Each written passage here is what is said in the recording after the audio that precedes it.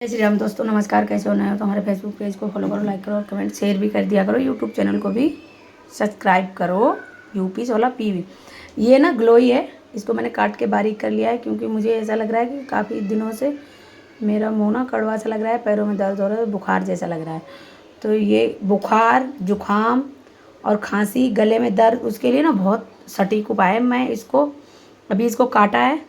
काटने के बाद इसे उबालने चढ़ा रही हूँ। मैं आपको दिखा रही हूँ कैसे उबालना है और आप भी इसको, ये देसी दवाएं नुकसान नहीं करती।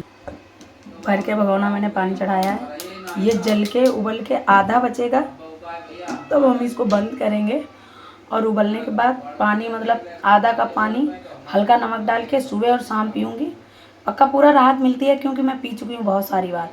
आपको भी कोई दिक्कत है तो आप भी ये नुस्खा आजमा सकते हो।